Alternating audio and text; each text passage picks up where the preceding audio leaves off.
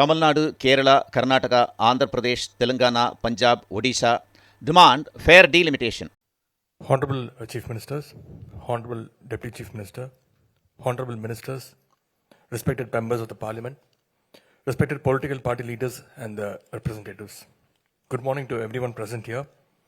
Our Honorable Tamilnadu Chief Minister has convened this meeting at a very crucial time when our rights and voices are under real threat. I'm happy that we have come together to counter the threat of delimitation being pushed by the Union government. As per the guidance of our Honorable Chief Minister, I would like to share the impacts of the proposed delimitation exercise, particularly on the states that have effectively implemented the family planning policies recommended by the Union government.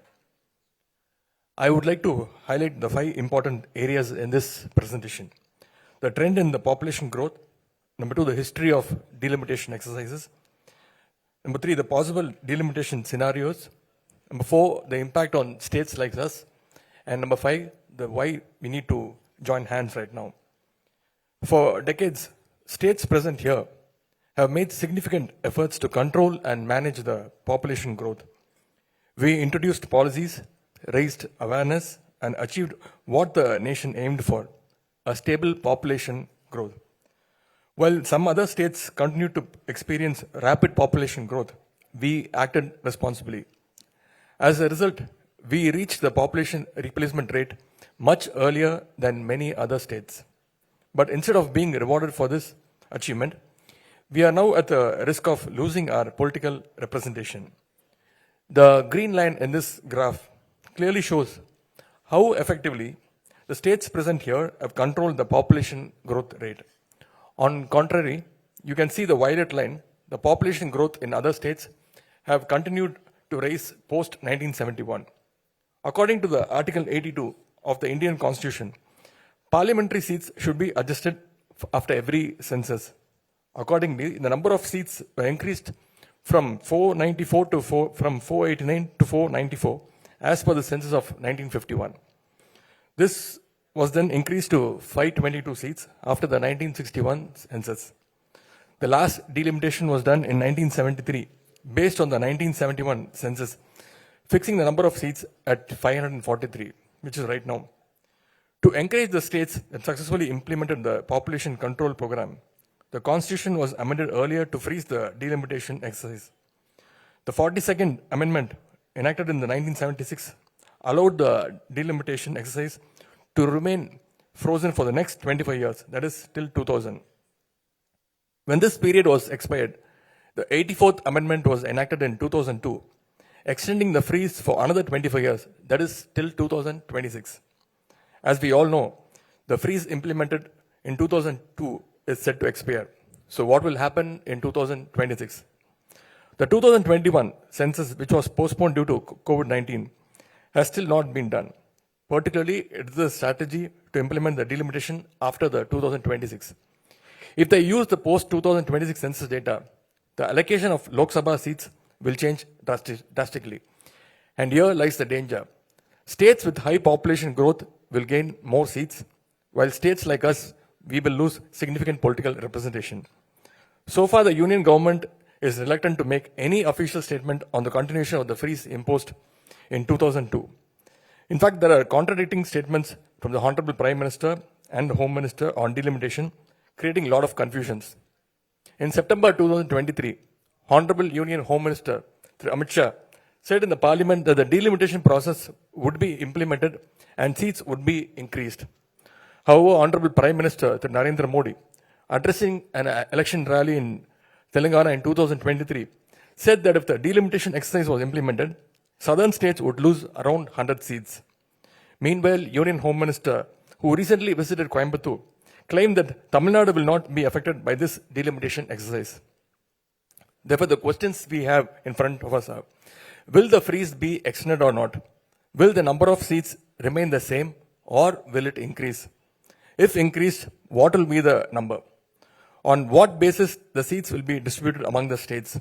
Whether it will be done as per the 1971 census or the proposed projected 2026 census. If the freeze is not extended, two scenarios are likely to occur. Number one, the union government would do the delimitation exercise by keeping the current 543 seats but redistributing them based on the 2026 census. The scenario 2. Alternatively, the seats may be increased to 848 and then distributed after the 2026 census. In both the cases, we will lose our representation significantly. The scenario 1, for example, if the existing 543 seats is retained and redistributed based on the 2026 projected population, what will happen? I would like to explain this with some data here. Today, the states present here contributes 30% of MPs in the parliament, with a total of 163 seats out of 543 in the Lok Sabha. If the delimitation is implemented, our seats will drop to 133 from 163, reducing our representation from 30% to 24%. For example, Kerala will lose 8 seats, which is right now around 20, they will conclude in 12. 20 minus 12 is 8, which is nearly 40% of their existing seats. In contrast, the number of seats for certain states will increase significantly. In case a scenario 2 happens, if the number of seats is increased to 848, what will we get? We might get some additional seats, but our overall representation will still decline to 24.7% from 30% again. For example, consider the case of Tamilnadu. If 848 seats are redistributed based on the 1971 census, we should get 61 seats. However, as a projected population of 2026, we will get only 49 seats. Tamil Nadu alone will lose around 12 seats. Kerala will lose around 11 seats. Andhra and Telangana together will lose around 11 seats. And as a team, 7 states present here will lose a total of 44 seats. So what are the possible threats here? The delimitation would unfairly increase the representation for some states while reducing our current representation, giving undue advantage to few states such as Uttar Pradesh, Rajasthan, Bihar and Madhya Pradesh. While the 7 states present here are set to gain 65 seats, the above mentioned 4 states will get additional 150 seats. National policies on agriculture, industries, jobs, regional development could be dictated by a few states, sidelining our needs. The formation of union government would be disproportionately influenced by a few states, significantly weakening the political voice of our states. Therefore, we call this as unfair and unjust move by the union government. This is not just a numbers game, it is a planned attack on non-BJP ruled states to reduce their representation. More seats for states with higher birth rates means our voice in the parliament weakens. If not rewarded, we should at least not be penalized. This move is a direct threat to federal structure.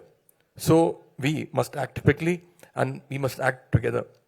We must demand on extension of the freeze on Lok Sabha seats based on 1971 census beyond 2026. We must insist that the current proportionate representation of each state in the Lok Sabha be maintained, regardless of whether the number of seats is increased or not. This is not just about any one state. It is about the future of democracy in India. So let us all stand together. Let us raise our voices. Let us fight for a fair delimitation process that protects our representation and ensures justice for future generation. I thank you all again for participating in this significant meeting, and we are looking forward toward your valuable views and suggestions. Nandri, Vanakkam.